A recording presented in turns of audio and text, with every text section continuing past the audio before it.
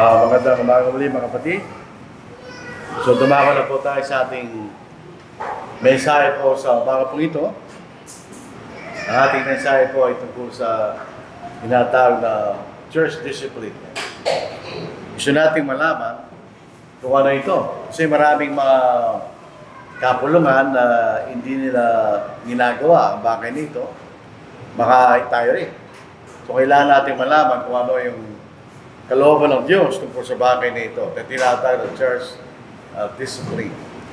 Gusto mo lang natin malaman, ano yung sabihin ng salitang discipline? Ano po? Ano yung kahulugan ng salitang discipline? Kung titingnan natin ang definition ng mga sa Webster ito sabi niya, discipline, control gained by enforcing obedience or order. Pag tinignan natin sa military aspect, yan ang ginagawa nila. Meron silang control para yung mga sundalo ay sumunod at magkaroon ng kaayusan. Orderly or prescribed conduct or pattern of behavior. Sabi, pagka sumusunod tayo dun sa maayos na dapat gawin, yun ang tinatawag discipline. Yung mga Pilipino, noon, hindi ko lang alam mo yun, nagbago na tayo. Wala tayong disiplina kanya bakit? Ang gulo natin. Noong ulang panahon, doon sa Maynila, yung Terminal Rabbit, nagbabayad pa yung mga tao doon para makapasok sa labas. So wala tayong orderly conduct sa ganung bagay. O kaya, ang discipline is self-control. Meron kang disiplina sa iyong sarili, kanya. Sinasabi natin, disiplinado yung tao yun, natin. O kaya, punishment. Yung pagka mayroong kaparusahan dahil kayo lumabag doon sa palatuntunan. O kaya, training that corrects, molds, or perfects the mental faculties or moral character. Ito yung pinag-aralan natin kanina, yung athlete. O kaya, field of study or endeavor. Halimbawa, medicine, yata ng discipline niya. O kaya, 5, a rule or system of rules governing conduct or activity. At yung obsolete kanya, instruction kanya. So, meron palang dating kahulugan ng disiplina na ikinagtuturo kanya. That's discipline. So, ito yung kahulugan ng disiplina sa Webster. Yung mga binasa natin na tungkol sa tinatawag na disiplina. Ano po? Meron siyang dalawang aspeto. Titingnan natin. May dalawang aspects ng discipline. Kumisa na nakikita lang natin sa discipline yung corrective discipline. Actually, hindi. Ang unang aspekto ng discipline ay yung positive or instructive discipline.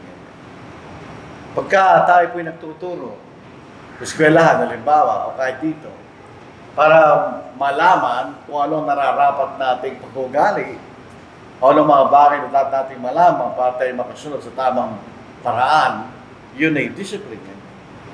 Kasi hindi natin pwedeng enforce ang order kung walang alam yung mga tao.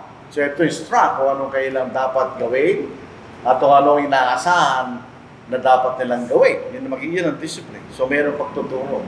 Ito yung positive or instructive discipline. Pero meron ding negative. Yun ang corrective discipline. So, ito, discipline na ito. Kaya yung field of endeavor, yung tinatawag na discipline kanya. Yun yung pag-aaral. Yun yung discipline kanya. Pero, pagka tayo lumabag doon sa kayusan o yung norm kanya, meron punishment. Yun lang alam natin disiplina. So, pwede rin tayo matuto sa pagpapalaki ng anak. At pwede natin disiplinahin ng ating mga anak. Hindi lang sa pamagitan ng pagpapalo.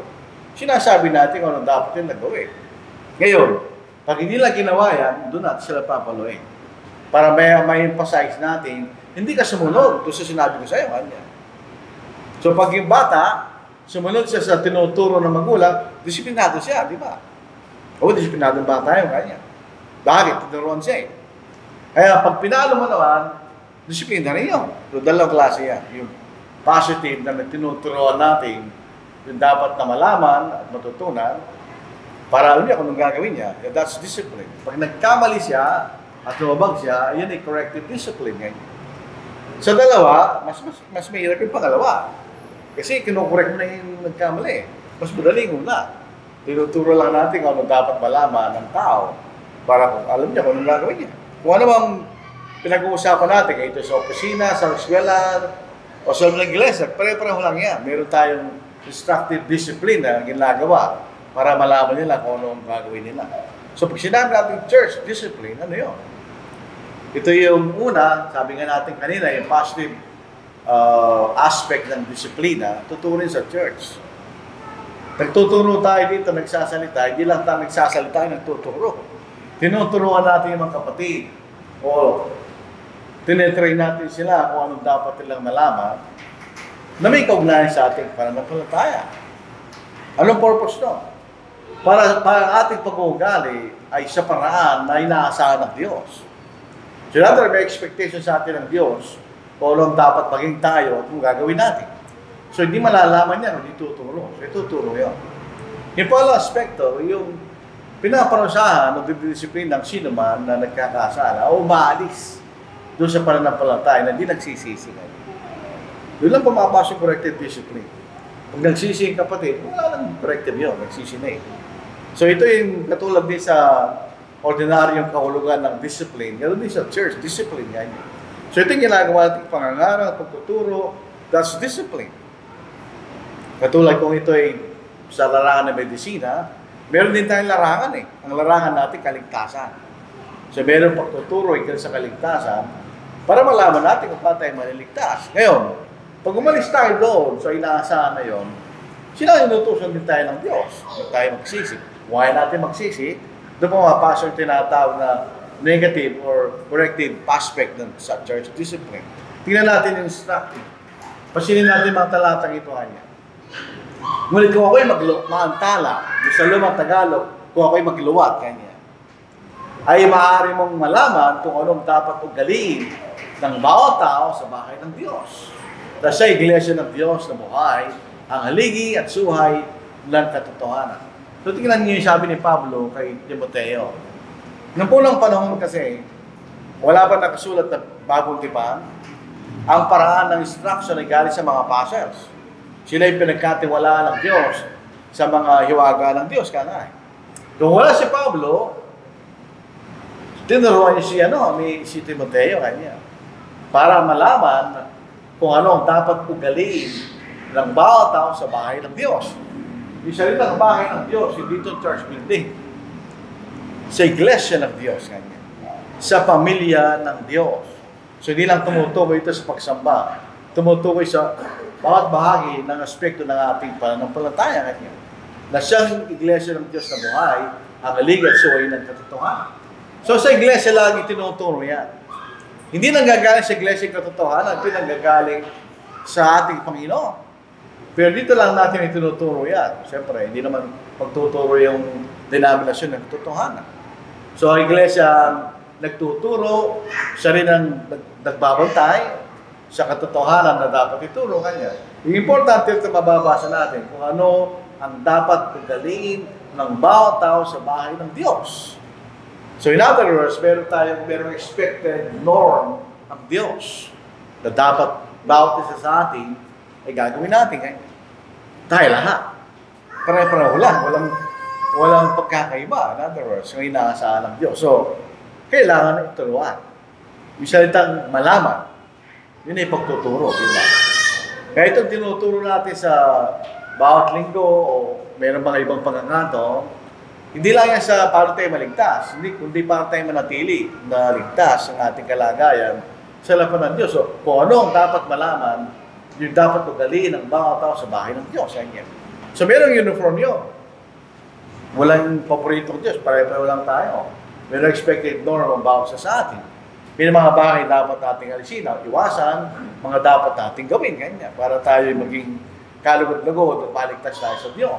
Dito sa verse 20, chapter 20, verse 20. Ito po si Pablo, pinatawag niya yung mga lagad sa Ephesus at para maghabilin siya. Dahil siya po ay tumira doon sa loob ng 3 taon. At meron siyang concern doon sa iglesia doon. Kaya pinatawag niya yung mga elders sa Ephesus. Kanya. At sinabi niya sa kanila, hindi ko ipinagkait na ipahayag sa inyo ang anumang bagay na kapakipakinabang. Kapakipakinabang in the sense of spiritual, hindi material. At hayaan ka nagturo sa inyo at sa mga bahay-bahay. Yun ang ginawa ni Pablo. Katulad ng ginagawa natin, mayroong public preaching at mayroon din private preaching. Ganyan. Sapagkat hindi ko ipinagkait na ipahayag sa inyong buong kapasya ng Diyos. So ito yung bahagi ng ginawa ni Pablo. Kung ano dapat yung malaman para makinabang kayo sa inyong pananampalataya, tinuro ko yung kanya. Later on sabi niya, wala na akong utang sa dugo ng mga tao kanya. In other words, ginawa ko obligasyon ko kanya. Kung tayo po hindi natin gagawin yun, meron tayong utang. Isabihin, meron kang pagkukulang sa Diyos. O, wala na akong pagkukulang, sabi ni Pablo, dahil ipinahayag ko ang buong kapasya ng Diyos sa inyo kanya. So yung makita nyo, yan ang sa loob ng 3 taon. Si Pablo ito meron sa Ephesus. Makikita sa chapter 19. Siya nangaral sa Ephesus. So 3 taon siya na nagturo doon sa lugar ng Ephesus. At hindi matiwasay ang pagtira niya doon. Dahil nagkaroon siya ng problema sa mga tao doon na sumasamba kay Diana na kailang kinakalakal nila yung statwa ng Diyos-Diyoso na yan. Pero hindi ko pinagkait na ituro sa iyo buong kapasya ng Diyos. Wala tayong tinatago. Tinuturo natin lahat. Dahil kailangan natin malaman ang buong kalooban ng Diyos. Sa Gawa chapter 2 verse 42, yung mga naunang Kristiyano, yung pinakaunang na bautismohan, ito yung nangyari sa kanila. After na sila mabaptize, ito ang ginawa nila na wala pa yung 42. Nanatili silang matibay sa turo ng mga apostol. So may pagtuturo.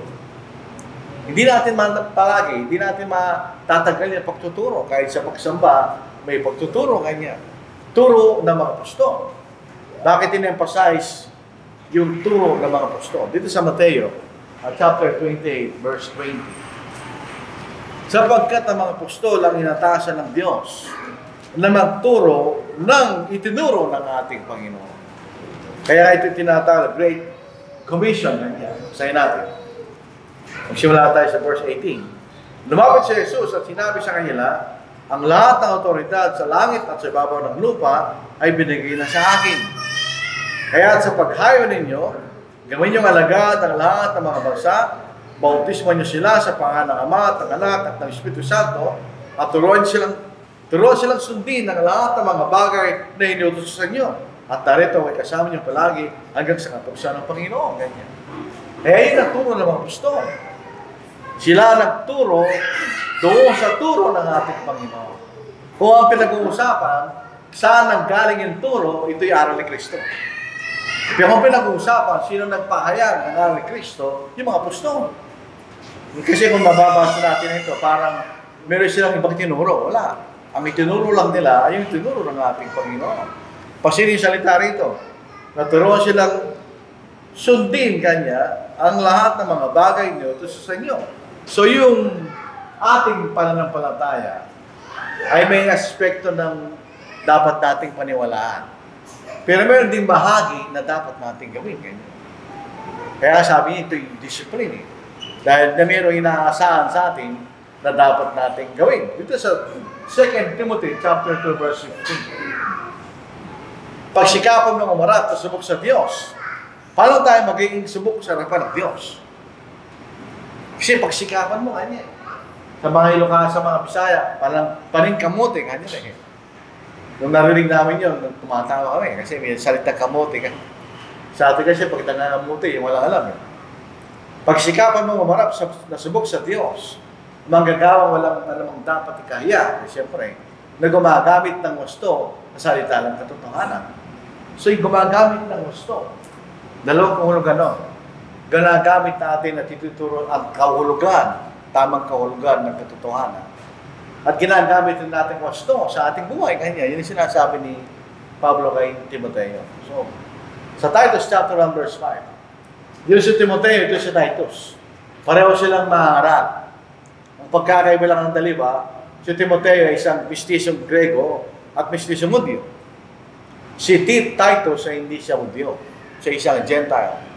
Dahil dito iniwan kita sa Creta, ito po isang island sa timog ng Grego, upang isaayos mo ang mga bagay na may kakulangan, at upang magtalaga ng matatanda sa iglesia ng bawat bayan, na gaya ng pinagbilin ko sa inyo. So isang pabahagi ng instructive discipline na ito'y nasa kamay ng mga nagtuturo, usahin ang mga bagay na may kakulangan. Ganyan. So, gamitin mo yung karunungan o ano yung may kakulangan at isaayos mo, sabi ni Pablo. At kung magtalaga ng matatanda sa iglesia, sa bawat bayan, gaya ng pinagbilin ko sa inyo. So, expectation ng Diyos na sa pagdating ng panahon, magkakaroon ng elders sa isang iglesia, ganyan. So, meron tayong kakulangan kung wala tayong elders na lumilipas na mahabang panahon. Kasama yun. Kasama sa instructive discipline yun na dapat ituro sa loob ng kongregasyon. Sa Efeso chapter 4, verse 11 hanggang verse 13. Ito ang dahilan bakit may ilang mga tao na pinili ng ating Panginoon. Sabi rito, pinagkalooban niya ang iba'y maging mga apostol o apostoles, mga sinugo kanya. Ang iba'y mga propeta, ang iba'y ebanghelista, at ang iba'y pastor at magro, upang ihanda mga banal sa gawain ng paglilingkod sa ikatitibay ng katawan ni Kristo. Doon po sa aking Biblia, sa New King James, equipping ganyan. Equipping the saints for the work of ministry, for the building up of the body of Christ. Equipping ganyan. Pag sinabi natin equipping, binibigyan mo sila ng kahusayan at abilidad. Ganyan ibig sabihin. Upang ang mga Kristiyano ay maging handa sa gawain ng paglilingkod. Lahat tayo, hindi lang mga aral o sino man. Sa katitibay ng katawan ni Kristo. Paano ginagawa yan? Hindi sa parang ng pagtuturo. Hanggang kailan?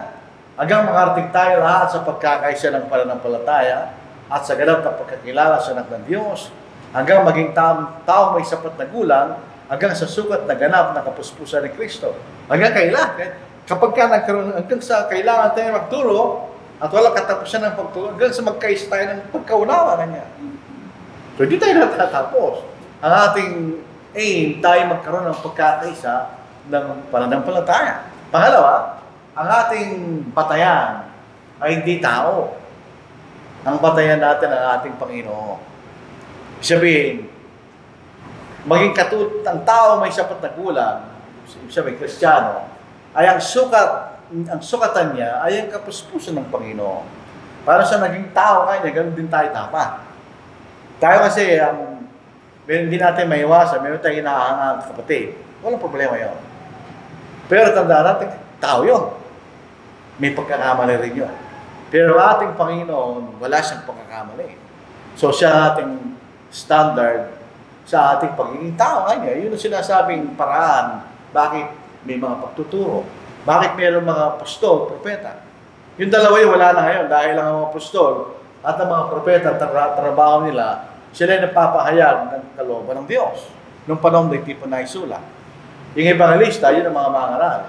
Yung mga pastor, yun ang mga elders o overseers. At yung mga guro, yun mga guro nagtuturo. Hindi sila elders o hindi sila preachers, sila nagtuturo kanya. So yung makikita natin, ang purpose niya para tayo tumibay sa pananampalataya at maging handa sa paglilingkod kanya. Tingnan yung elders. Pag-ingatan niyo ang inyong sarili at ang buong kawan, sa kanila ay ginalagay kayo ng Espiritu Santo na mga tagapangasiwa upang pangalagaan ninyo ang Iglesia ng Diyos na binili niya ng kanyang sariling dugo. Hindi naman tayo mga tupa. Ang trabaho ng pastor ng tupa, pinapakain niya yung tupa. Pinainom niya at tinaalis siya sa panganib. So yun ang trabaho ng mga elders kanya. Anong trabaho niya? Sila nangangalaga sa mga kapatid. Sa kailang pananampalataya.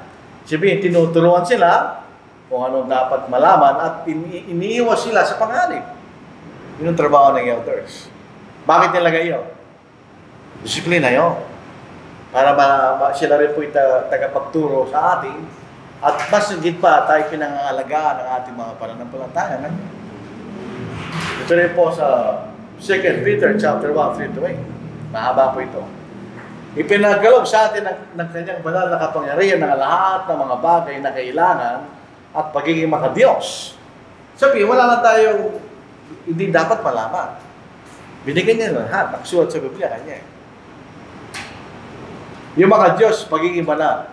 Siya pa magitan ng pagkakilala sa kanya, tumawag sa atin sa kanyang sariling kalalatian at kabutihan. Gayon, ipinagkaloob sa atin ang kanyang mahalaga at mga dakilang pangako upang sa pamamagitan ng mga ito makatakas kayo sa kabulukan ng nasang libutan dahil sa masamang pagnanasa at maging kabahagi kayo sa likas ng Diyos. In other words, tayo iniiwan natin ang mga masamang pagnanasa ng sanglibutan. Saan tayo papunta? Magiging kabahagi tayo sa likas ng Diyos. Ganyan. Maging kawangis tayo ng Diyos. Yun ibig sabihin. Nung babalik tayo sa Genesis chapter 1, yun lang layunin ng Diyos. Ba't tayo nilalang? Tayo nilalang sa larawan at kawangisan ng Diyos. Ganyan. Na sinira lang kasalanan. Ngayon sa pamamagitan ng ating Panginoon, ibinabalik niya yun. Ganyan. Dahil dito, para magampanan natin sinasabi ni Pedro sa taas, dahil dito, gawin ninyo ang lahat ng inyong makakaya, katulad isang atleta, katustusan ang inyong pananampalataya ng kabutihan. Ang kabutihan ng kaalaman, ang kaalaman ng pagpipigil, ang pagpipigil ng pagtitiis, ang pagtitiis na pagiging makadiyos o banal, at pagiging makadiyos o banal sa pagmamahal sa kapatid, at sa pagmamahal sa kapatid ng pag-ibig o pagmamahal. Sapagkat kung ang mga bagay na ito ay nasa inyo at dumarami, hindi kayo magiging walang saysay o mga walang bunga sa pagkakilala sa ating Panginoon Jesucristo. Meron expectation ng Diyos. Kaya nandito pumapasok yung mga bagay na tinuturo. Dahil may expectation ng Diyos. Dito sa binasa natin, tayo tinawag ng Diyos. Inalis tayo sa kabulukan ng sanglibutan. Tayo niligtas. Ang layunin niya, maging kakangis tayo ng Diyos. Kapag bahagi, kaya sa likas ng Diyos. So yun sa 2 Peter chapter 1, 3-8. 2 Timothy chapter 3, verse 16. Ano ginagamit natin? Hindi natin ginagamit ang ating sarili na haka-haka o opinion. Ang ginagamit natin ay ang salita ng Diyos. Noong nandoon sa Balibago kami, meron kami nakausap na Rizalista. Ginagamit nila yan. Lahat ng kasulatan, pati Noli Me Tangere, Tertulia Mysterious, yung kanya eh. Hindi niya naintindihan sinasabi ni Pablo. Ang lahat ng mga kasulatan ay kinasya ng Diyos. Ang tamang pagkaunawa po rito, ang lahat na kasulatan na kinasya ng Diyos. Yung inspired by God, galing sa bibig ng Diyos. At mapapakinabangan sa pagtuturo, sa pagsaway, sa pagtutuwid, sa pagsasanay, sa katwiran. Hindi lang yung dalawa, pagtuturo, pagsaway. Yung pagsaway, pag may nakita mo yung kapatid, pagsasabihan mo siya. Pero yung pagtuwid, pag nagkamali na siya. At sa pagsasanay, sa katwiran, ganyan. So meron talagang kahalintulad yung pinag-aralan natin kanina sa maging atleta. May pagsasanay, ganyan.